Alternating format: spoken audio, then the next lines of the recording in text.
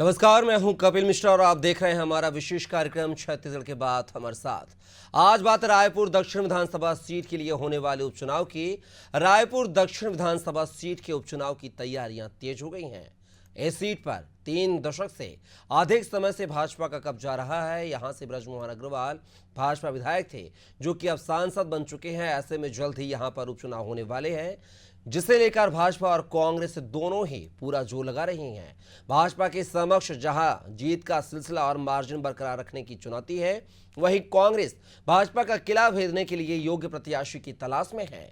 इस सिलसिले में राजनांदगांव जिले के नेताओं ने टिकट की दावेदारी पेश करते हुए प्रदेश प्रभारी सचिन पायलट और पीसीसी चीफ दीपक वैद्य से मुलाकात भी की थी। वहीं भाजपा के प्रत्याशी का नाम दिल्ली से तय होने की संभावना है। इस उठापटक के बीच भाजपा ने कांग्रेस पर तंज कसा है और कहा है कि कांग्रेस को उपचुनाव में प्रत्याशी नहीं मिल रहे हैं, जिस पर पलटवार करते हुए कांग्रेस ने कहा है कि उसके पास पूरे प्रदेश में नेता हैं। भाजपा के कार्यकर्ता तो गांव में खोजने पर भी नहीं मिलते हैं। क्या कांग्रेस रायपुर दक्षिण विधानसभा सीट पर भाजपा की जीत का सिलसिला तोड़ेगी और भाजपा जीत का पिछला मार्जिन बरकरार रख सकेगी? आज की चर्चा इन्हीं सवालों के इर्द गिर्द है, लेकिन उससे पहले कुछ नेताओं की प्रतिक्रिया सुन लेते हैं। कांग्रेस के लिए देश में ही क्या बोलते हैं, नेता खोजना मुश्किल हो गया है। उनके जो बड़े नेता हैं वही सिरदर्द बन गए हैं, तो अब इससे अलग अलग पार्टी में जाकर के और सिरदर्द कहाँ जाएंगे? दावेदारी करने में कहीं कोई दिक्कत नहीं है। पूरे प्रदेश के लोग दावेदारी कर सकते हैं, दावेदारी करना चाहिए। और कांग्रेस पार्टी जो जीतने लायक कैंडिडेट है उनको टिकट देगी, ये तो अच्छी बात है कि वहाँ लड़ने के लिए हमारे प्रदेश के और लोग भी इच्छुक हैं। ये तो कांग्रेस पार्टी के लिए अच्छी बात है। केदार कश्यप बेचारे को बहुत सी चीज़ों की जानकारी नहीं रहती, वो खाली बस्तर के नेता हैं तो बस्तर की बात करते रहते हैं और बाकी जगह के बारे में उनको जानकारी नहीं है, इसलिए वो इस तरह की बातें करते रहते हैं। कांग्रेस बड़ी पार्टी है और इसके हमारे पूरे प्रदेश में नेता है, और भारतीय जनता पार्टी का तभी कई गांव में खोजने में कोई कार्यकर्ता नहीं मिलेंगे। तो देखा आपने, छत्तीसगढ़ में रायपुर दक्षिण विधानसभा सीट पर बृजमोहन अग्रवाल के सांसद बनने के बाद ये सीट खाली हुई। इस पर लेकर जो है चुनाव की सुगबुगाहट तेज हो गई है और इस पूरे मुद्दे पर चर्चा करने के लिए हमारे साथ एक विशेष पैनल जुड़ा हुआ है। परिचय करवा देता हूं।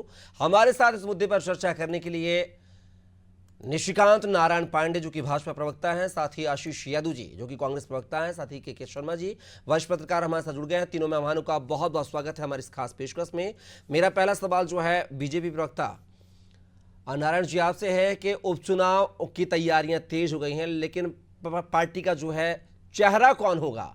क्योंकि बृजमोहन अग्रवाल 8 बार विधानसभा का चुनाव जीत चुके हैं, सांसद का चुनाव जीत चुके हैं, लेकिन ये उनकी जो पारंपरिक सीट कही जा रही है। छत्तीसगढ़ गठन के पहले से सीट से चुनाव जीतते आ रहे हैं, वो लगातार अजय योद्धा रहे हैं बृजमोहन अग्रवाल। तो कौन सा चेहरा होगा जो बृजमोहन के अग्रवाल की जो जीत का सिलसिला है वो बदस्तूर जारी रख पाएगा? कपिल जी, आपको, आशीष जी को और के शर्मा जी को संध्या जोहार। चेहरा कमल का फूल होगा और दक्षिण की जनता होगी और शायद सरकार की योजनाएं और 9 महीने का कार्यकाल। और रही बात व्यक्ति विशेष की आप चर्चा करना चाहते हैं, तो नाम हमारे यहाँ तय होकर आपके समक्ष बहुत शीघ्र आ जाए। लेकिन जो ये कांग्रेस पार्टी का चर्चा हुआ कि राजनांदगांव से कुछ लोग दक्षिण लड़ना चाहते हैं, हमने पहले भी कहा है, हमारे नेताओं ने भी पहले कहा है कि अगर कांग्रेस पार्टी को लगता है तो दीपक वैद्य उनके अभी सर्वोच्च नेता हैं छत्तीसगढ़ में, क्योंकि पीसीसी चीफ हैं, वो चुनाव लड़ ले, क्योंकि वो तो अपना चुनाव हार चुके हैं। शिव डहरिया जी का भी बयान दिखा रहे थे, वो लोकसभा और विधानसभा दोनों हार चुके हैं, वो भी अपनी ताकत का आजमाइश कर ले। चूंकि भ्रम और अफवाह और फर्जी दावे के साथ इन्होंने चुनाव लड़ा था 2018 में और सरकार बना लिए थे, प्रदेश की जनता ने इनके 5 साल के विनाश के कालखंड को सिर्फ देखा नहीं है, बर्दाश्त किया है। वो दिल से बर्दाश्त किया। उसका परिणाम था कि 71 सीट वाली कांग्रेस आज 35-34 पे बैठी है। विषय यह है कि दक्षिण हमारा था। दक्षिण और भारतीय जनता पार्टी एक दूसरे के पूरक हैं। और भारतीय जनता पार्टी निशिकांत जी, दक्षिण आपका तब था जब ब्रजमोहन अग्रवाल प्रत्याशी हुआ करते थे। अब यहाँ पर मैं आपको बता दूं, अंदरूनी तौर पर जो आपका पैनल बन के गया है, सूत्रों के हवाले से खबर बता रहा हूं मैं आपको, सुनील सोनी, संजय श्रीवास्तव, सुभाष तिवारी, केदार गुप्ता, ये 4 का नाम गया है, शायद दिल्ली गया है। सूत्रों के हवाले से मैं बोल रहा हूं, मैं पुख्ता जानकारी नहीं बोल रहा हूं। आखिर इनमें से वो कौन सा चेहरा होगा जो ब्रजमोहन को जीत दिला पाएगा? ब्रजमोहन की चर्चा छोड़ दीजिए, ये सीट जो है ब्रजमोहन के व्यक्तिगत नेतृत्व से जीतती आ रही थी, ना कि बीजेपी के चेहरे पर या बीजेपी के जो अबुरत सिंबल पर ये चुनाव जीतती आ रही थी। कपिल जी, हमारे यहाँ व्यक्ति सबसे नीचे पायदान पे है, पार्टी दूसरे पायदान पे है और एकदम सबसे ऊपर देश। अगर आप ये आकलन कर रहे कि बृजमोहन जी व्यक्तित्व, ऐसा नहीं, हमारे यहाँ पार्टी जो है सेकंड पे है।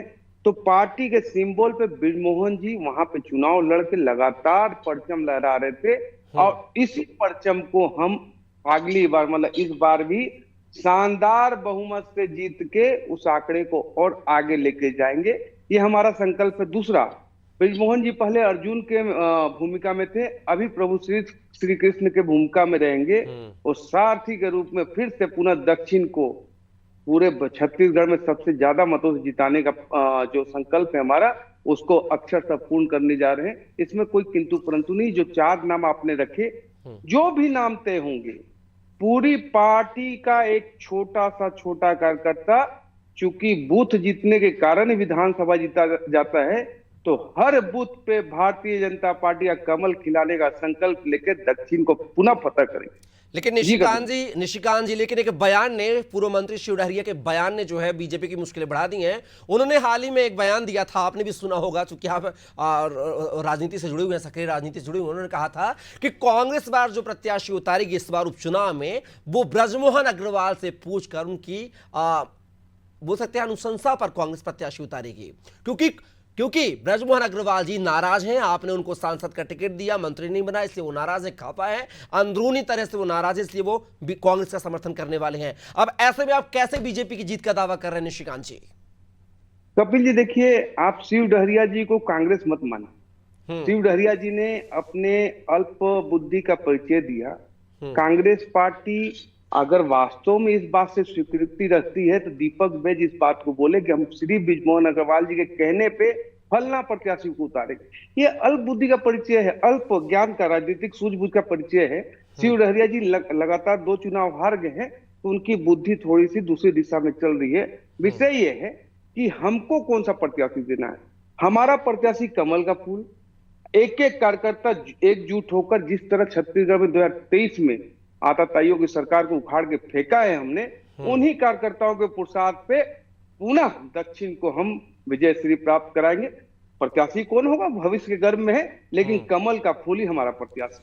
आशीष यादव जी, यहां पर बीजेपी जो है पुरजोर तरीके से तैयार है उपचुनाव को लेकर, दक्षिण विधानसभा सीट को लेकर, और कह रही है कि 9वीं बार भी वो इस उपचुनाव में जीत दर्ज कराएगी।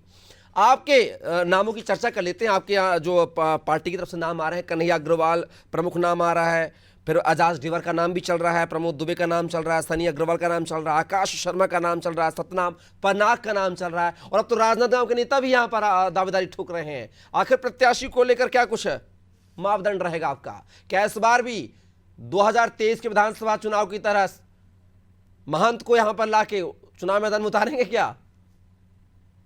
देखिए, कौन प्रत्याशी होगा इस बात का फैसला तो कांग्रेस के आला कमान से, हेडक्वार्टर से होकर आएगा। और प्रदेश ही नहीं, पूरे देश में जो है कांग्रेस जिस तरीके से विपक्ष की भूमिका निभा रही है, और पिछले हमने जो देखा है कि पिछले कुछ दिनों में जो 9 महीने में सरकार की नीति रही है, छत्तीसगढ़ में सरकार जिस तरह से काम करते हुए आई है और जिस तरीके से विफल रही है, चाहे वो इंटेलिजेंस फेलियर की बात हो, चाहे कानून व्यवस्था की बात हो, तो भारतीय जनता पार्टी की जो नई सरकार है, जो एक्सीडेंटल सरकार है, वो गिरते हुए नजर आ रही है।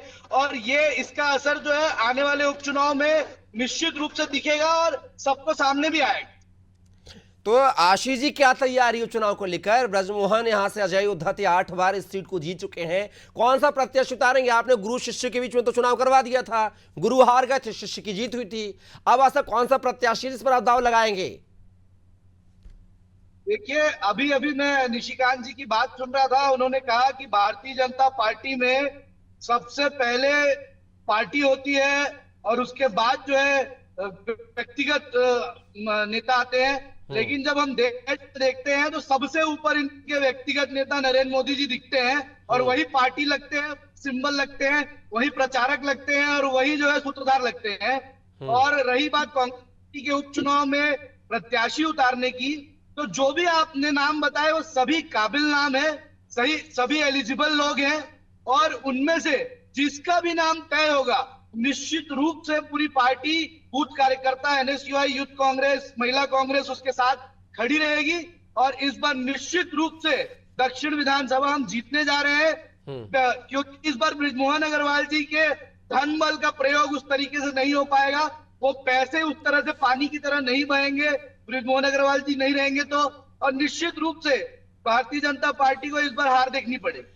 आशीष जी, दो तरह के बयान सामने नहीं आ रहे हैं। आप कह रहे हैं कि बृजमोहन के इस बार ना पैसा काम आएगा ना ताकत काम आएगी, कि चूंकि वो अब सांसद बन चुके हैं, और दूसरी तरफ आपके जो पूर्व मंत्री हैं शिव डहरिया, वो कहते हैं कि हम प्रत्याशी बृजमोहन अग्रवाल से पूछकर उतारेंगे, उनके कहे अनुसार उतारेंगे। ये दो तरह के बयान क्यों अभी से शुरू हो गए हैं आशीष जी? वो तो राजनीतिक चुटकी लेने के लिए शिव डहरिया जी ने कह दिया ताकि भारतीय जनता पार्टी के खेमे में हड़कंप मच जाए, क्योंकि भारतीय जनता पार्टी के कार्यकर्ताओं में गुस्सा तो है, क्योंकि बृजमोहन अग्रवाल जैसे बड़े नेता को छत्तीसगढ़ की राजनीति से एक तरह से बेदखल कर देना, या कहा जाए तो आम लैंग्वेज में निपटा देना देखने मिला भारतीय। प्रतिक्रिया लेता हूं 10 सेकंड की। निशिकांत जी, प्रतिक्रिया 10 सेकंड की, फिर मैं जाऊंगा वरिष्ठ पत्रकार के पास जी। देखिए, इन्होंने कहा कि बृजमोहन जी जैसे कद्दावर नेता को निपटाने की बात, अगर लोकसभा चुनाव लड़ना और लड़ने से कोई निपट जाता है तो भूपेश बघेल जी राजनांदगांव से चुनाव लड़े लोकसभा का, निपटाने के लिए कांग्रेस पार्टी ने उनको भेजा था वहां। आशीष यादव जी, आप अभी नवोदित प्रवक्ता हैं, इस तरह की बात कर रहे हैं, मतलब क्यों? नंबर कैसे बढ़ेगा? नहीं बढ़ेगा। विषय बस इतना है कि देखिए, आप पिछली 8 बार में आप नहीं हरा पाए, अभी सामने चुनाव है, आपने कहा धन बल और बाहुबल। जब भी आप ऐसी बातें करते हैं तो उस विधानसभा की जनता के मतदान का, आशीर्वाद का अपमान करने का प्रयास करते हैं, और ये कोई नई बात नहीं। कांग्रेस पार्टी अभी हरियाणा हारी है, ईवीएम पे बोल रहे हैं, ईवीएम पे लगातार बोल रहे कांग्रेस पार्टी, एक बार भी नहीं बोले कि उनके नेतृत्वकर्ता को स्वीकार नहीं किया प्रदेश की जनता ने। विषय बस इतना है कपिल जी कि रायपुर दक्षिण और भारतीय जनता पार्टी एक दूसरे के पूरक है, और जो रही बात व्यक्तित्व की, तो हमारे यहाँ डीएनए युग तो कभी नहीं रहा। डीएनए से ही आप लोग पिद्दी पे चलते हैं, डीएनए से आपके नेता चलते हैं।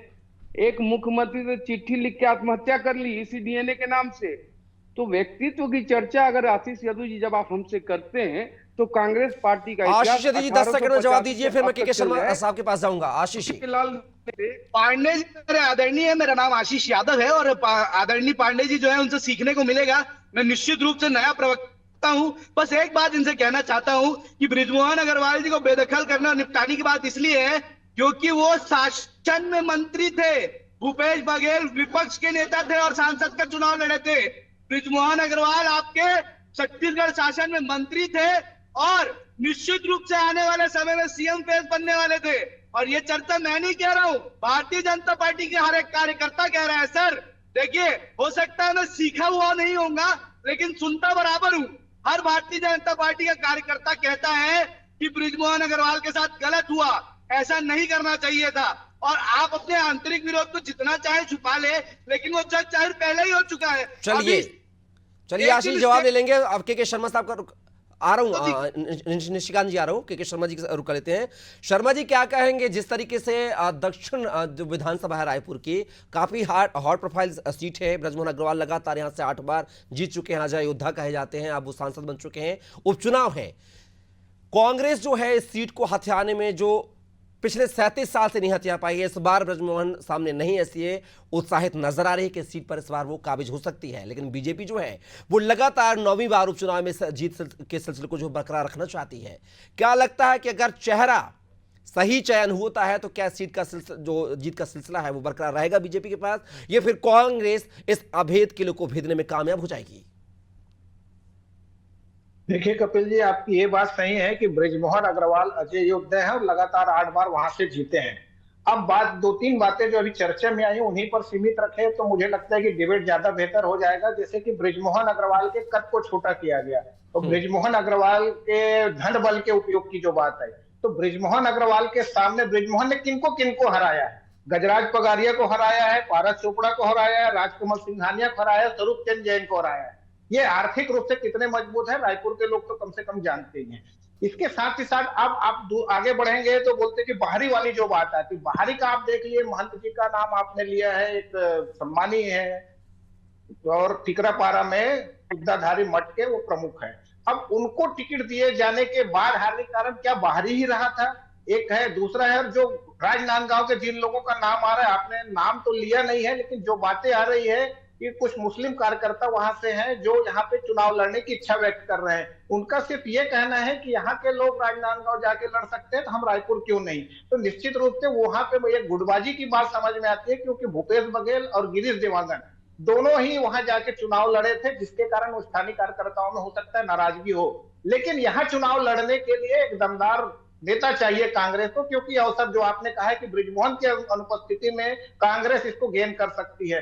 तो बृजमोहन के पसंद का यदि भाजपा प्रत्याशी नहीं देती है और कांग्रेस एक दिग्गज नेता को यहाँ से चुनाव लड़ाती है, जिसका रायपुर दक्षिण में एक अच्छा पकड़ हो, जो 5 साल मेहनत कर रहा है, तो ऐसे कार्यकर्ता के रहते हुए ये जो बृजमोहन की पसंद के कांग्रेस प्रत्याशी देने की बात कह रही है, तो इसका तात्पर्य यही है कि और जो बृजमोहन के जो धन बल के साथ आप देखेंगे उनकी जो पकड़ की जो बात आ रही है, तो कांग्रेस के भी कार्यकर्ता उनके लिए काम करते हैं, ये बात कही जाती है।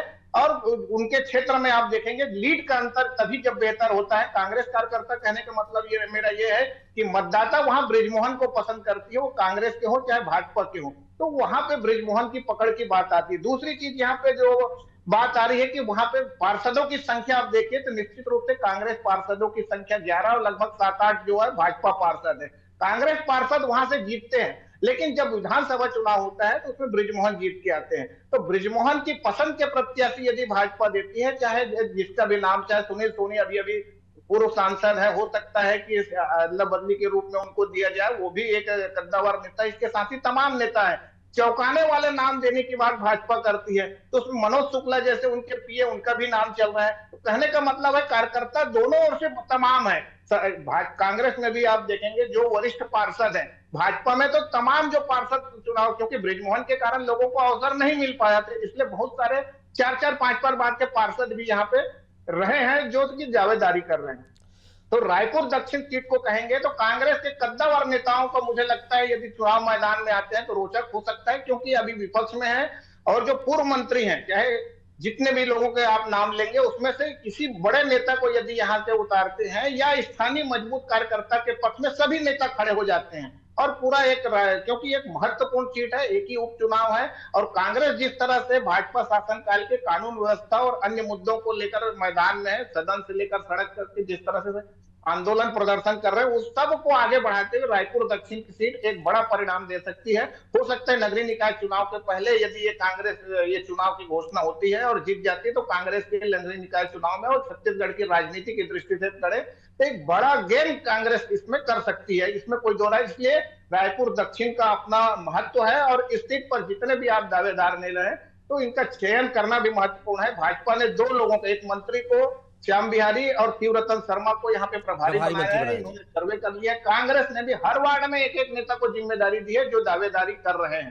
तो इन सबके माध्यम से बूथ स्तर पर 254 बूथ है यहाँ पे, एक एक बूथ में एक बड़ा संघर्ष आपको देखने को मिलेगा। जी शर्मा जी, एक सवाल मेरे जेहन में है, 30 सेकंड में जवाब चाहूंगा क्योंकि समय का अभाव है। जिस तरीके से बृजमोहन अग्रवाल को आपने कहा है कि कांग्रेस की पार्षद यहाँ ज्यादा होते हैं लेकिन लीड करते हैं विधानसभा में बृजमोहन अग्रवाल, अंदरूनी खेमे से ये भी खबर आती है कि बृजमोहन अग्रवाल का कांग्रेस के साथ गठजोड़ रहा है, चूंकि जिस तरीके से भूपेश बघेल की सरकार थी लेकिन उनका बंगला जो था वो उस पर काबिज रहे, वहां पे निवासरत रहे, बंगला भी खाली नहीं करा गया, तो तमाम प्रकार के आरोप प्रत्यारोप लगते रहे हैं। तो ऐसे में अगर जिस तरीके से शिव डहरिया ने जो एक इशारा किया है कि हम प्रत्याशी उतारेंगे, वो पूछ के उतारेंगे बृजमोहन अग्रवाल से, तो कहीं ना कहीं बीजेपी की मुश्किलें यहाँ पर खड़ी होती नजर आई ना, अगर बृजमोहन की पसंद का उम्मीदवार नहीं उतारा जाता यहाँ पर भाजपा से। अगर शिव डहरिया का जो बयान है भाजपा के भीतर गुटबाजी बढ़ाने वाला बयान है, ये राजनीतिक बयानबाजी कहा जा सकता है। जहां तक बंगले की बात है तो शायद आपको इसकी जानकारी भी होगी कि बंगला इसलिए दिया गया था पारिवारिक कारण से, क्योंकि वहां पे बृजमोहन अग्रवाल की पत्नी की जो स्वास्थ्य को लेकर के था उसको देखते हुए शासन से उन्होंने मांग की थी मुझे बंगला दिया जाए। क्योंकि उनको वहां पे रहने में सुविधा थी, आंख में उसके प्रॉब्लम है, सीधी बात कहे तो उसको लेकर के था। उसके बाद जैसे बंगला हुआ वो चलेगा। संबंध की जहां तक बात करें, मैंने पहले ही कहा, जब इतनी भारी लीड विधानसभा और लोकसभा में जब कोई नेता लेता है तो दूसरे दल के मतदाता कहे, कार्यकर्ता तो कह भी सकते हैं, नहीं भी कह सकते, लेकिन मतदाता जो मतदान करते हैं वो प्रत्याशी के रूप में देखते हैं। बृजमोहन अग्रवाल का हर परिवार से संबंध है, चाहे कांग्रेस के हो चाहे भाजपा के जी। हो। राजनीति से ऊपर उठ के अपने क्षेत्र के मतदाताओं के साथ जो संबंध जी। रखते हैं, चाहे छठी से लेकर वैवाहिक कार्यक्रम हो चाहे अंतिम संस्कार के कार्यक्रम को, बृजमोहन की उपलब्धता एक आदर्श नेता के रूप में आप देख सकते हैं। नए नेताओं को इस चीज को समझना चाहिए कि लोगों से निरंतर संपर्क बिल्कुल। विकास से ज्यादा महत्वपूर्ण माना जा सकता है। राजनीति में यह बृजमोहन अग्रवाल से सीखने वाली बात। बिल्कुल शर्मा जी। निशिकांत जी, जिस तरीके से बात सामने आ रही है, अंदर कोटे से बात निकले सामने आ रही है कि अगर बृजमोहन के अग्रवाल का अगर पसंदीदा प्रत्याशी नहीं होगा तो शायद वो बीजेपी के लिए मुश्किलें बढ़ा सकता है। हाल ही में सुनील सोनी काफी करीब देखे गए हैं बृजमोहन अग्रवाल के सांसद बनने के बाद, चाहे वो तिरंगा यात्रा का मौका हो, एक ही कार में सवार होकर बृजमोहन के साथ सुनील सोनी नजर आए हैं। तो क्या ये मान लिया जाए कि बृजमोहन की पसंद जो है सुनील सोनी है? कपिल जी, बृजमोहन जी का राजनीतिक जो समय है इतना बड़ा है तो उनके साथ हर वर्ग के लोगों ने काम किया और सीखा। सीखा, इतना ज्यादा सीखा वास्तव में। के शर्मा जी ने जो कहा, जन जन के नेता के रूप में सिर्फ रायपुर दक्षिण नहीं, पूरे प्रदेश के नेतृत्वकर्ता के रूप में बृजमोहन जी जाने जाते हैं। अभी मैंने कहा कि वो अभी श्री कृष्ण के रूप में, मतलब सारथी के रूप में रायपुर दक्षिण के समक्ष हैं। पसंद क्या होता है मैं नहीं समझ पाता, लेकिन भारतीय जनता पार्टी के कमल के फूल के नीचे हमारा कार्यकर्ता, कोई भी कार्यकर्ता हो सकता है, वो प्रदेश का शीर्ष नेतृत्व और केंद्र का शीर्ष नेतृत्व इसको तय करके जिस व्यक्ति को भी इस दक्षिण के प्रत्याशी के रूप में लाया जाएगा। लेकिन निशिकांत जी, वरिष्ठ पत्रकार ने कहा कि अगर बृजमोहन अग्रवाल की पसंद का उम्मीदवार नहीं होता है तो बीजेपी के लिए ये सीट जीतना मुश्किल होगी। साथ ही कपिल जी, वही मैं कह रहा हूँ कि देखिए, ये आपका और वरिष्ठ पत्रकार जी का आकलन है। मैं क्या कर रहा हूँ कि बृजमोहन अग्रवाल जी के साथ काम करने वाले लाखों लोग हैं और जो उनको प्रेरणा मानते हैं। अब आप कहेंगे कि ये उंगली मेरा ज्यादा पसंद है और ये उंगली कम पसंद है, ऐसा संभव नहीं है। वो शरीर का ही भाग है। हम तो क्या माने देखे जाए तिरंगा यात्रा में सुनील सोनी का साथ होना, एक ही साथ खड़ा होना बृजमोहन अग्रवाल जी के साथ, तो इसका क्या किस मायने में देखे तस्वीर को? कपिल जी, आप किसी भी तरह से घुमा के लाएं, लेकिन जो प्रत्याशी होगा कमल का फूल होगा और प्रत्याशी जिस दिन घोषित होगा आपके समक्ष नाम आएगा और जो भी नाम होगा पूरे दक्षिण को स्वीकार होगा और पूरे ताकत से भारतीय जनता पार्टी रायपुर दक्षिण के चुनाव को, उपचुनाव को। निशिकांत जी, एक सवाल और जोड़ना चाहूंगा आपसे, 30 सेकंड में जवाब चाहूंगा। ये सीट जीत के लाके आएंगे। निशिकांत जी, ये सीट जीतना आपके लिए चुनौती तो है ही, साथ ही जो वोटों का मार्जिन है वो भी बरकरार रखना चुनौती है। जिस तरीके से बृजमोहन अग्रवाल ने 67,719 वोटों से जीत दर्ज की थी, तो क्या सिलसिला इस बार उपचुनाव में भी जारी रहेगा? देखिए कपिल जी, चुनौती नहीं मानना वाली परंपरा से हम लोग पले बड़े नहीं। हम हर चुनाव को चुनौती के रूप में देखते हैं और इसी कारण हम अच्छा परफॉर्म करते हैं। रही बात जो मार्जिन की बात आपने कही कि 67,000 की जो मार्जिन है, अपने आप में ये मार्जिन भी ऐतिहासिक है। ये भी मार्जिन हमें पहली बार मिली है दक्षिण में। इससे ज्यादा मार्जिन के लिए हम प्रयास करेंगे क्योंकि हम अपना टारगेट खुद ही बढ़ा करते हैं, खुद ही बढ़ा के चलते हैं। तो इससे ज्यादा मार्जिन से रायपुर दक्षिण की जनता पुनः आशीर्वाद देगी। 10 सेकंड में जवाब देता हूं। आशीष जी, यहाँ पर बात की जाए, आपके पास प्रत्याशी नहीं है ऐसे आरोप लगाए जाते हैं, इसलिए महंत जी को आपने लाके यहाँ रायपुर में लड़ाया था और अब राजनांदगांव की भी नाम आ रही है, शायद वो आपका अंदरूनी मामला है। तो क्या नेताओं की कमी है कांग्रेस में? अभी आपने ही थोड़ी देर पहले अपने वक्तव्य में 5 से 6 नाम बताया, जिसमें आकाश शर्मा, सन्नी अग्रवाल, एजाज ढेबर, प्रमोद दुबे, तो ये सारे मुझे लगता है कि संभावित प्रत्याशी ही हैं। और उसके अलावा प्रदेश भर के जो लोग चाहते हैं लड़ना, प्रदेश, जैसे शिव डहरिया जी ने कहा कि पार्टी है, सबको अधिकार है चुनाव लड़ने का, अपनी दावेदारी पेश करने का। और इससे पहले जो आपने नाम लिए सारे रायपुर के नाम है, मैं सभी लोगों को व्यक्तिगत रूप से भी जानता हूँ। निश्चित रूप से अगर इतने नाम आप भी बता दे रहे हैं, कुछ नाम जो छुपे हुए हैं वो बाहर नहीं आ रहे, तो आप सोचिए कि प्रत्याशी नहीं होने का तो कोई सवाल ही नहीं उठता। आप बता दीजिए छुपे हुए नाम। चलिए, समय का अभाव, समय का, आशीष जी समय का अभाव, इसलिए बोल रहा हूँ, समय का अभाव है। और आप तीनों में माना हमारी चर्चा का हिस्सा बने, के शर्मा साहब, आप, आशीष जी आप, और साथ ही निशिकांत पांडे जी, तीनों का बहुत बहुत शुक्रिया, धन्यवाद। तो देखना होगा छत्तीसगढ़ में उपचुनाव की सुगबुगाहट है। उपचुनाव में दावेदारों को जो है कौन से दावेदार बीजेपी से होंगे, कौन से दावेदार कांग्रेस से होंगे। हालांकि बीजेपी के लिए यह सीट जीतना चुनौती है, क्योंकि 8 बार से लगातार यहां से ब्रजमोहन अग्रवाल विधानसभा का चुनाव जीते हैं। हालांकि वो सांसद बन गए हैं, इसलिए सीट खाली है। अब उपचुनाव में क्या सुनील सोनी जो यहां से पूर्व सांसद थे, क्या अदला बदली के तौर पर उनको यहां से प्रत्याशी बनाया जाएगा? चूंकि ब्रजमोहन की पहली पसंद के तौर पर जो है सुनील सोनी निकल कर सामने आ रहे हैं, लेकिन देखना होगा कि बाकी प्रत्याशियों में से कौन सा प्रत्याशी यहां पर जीत का सिलसिला बरकरार रख पाएगा या नहीं, या फिर कांग्रेस बीजेपी के साभेद के लिए कुभेद पाने में कामयाब होगी। फिलहाल के लिए हमारी इस खास पेशकश में बस इतना ही। आप बने रहिए आजादी टीवी के साथ। नमस्कार।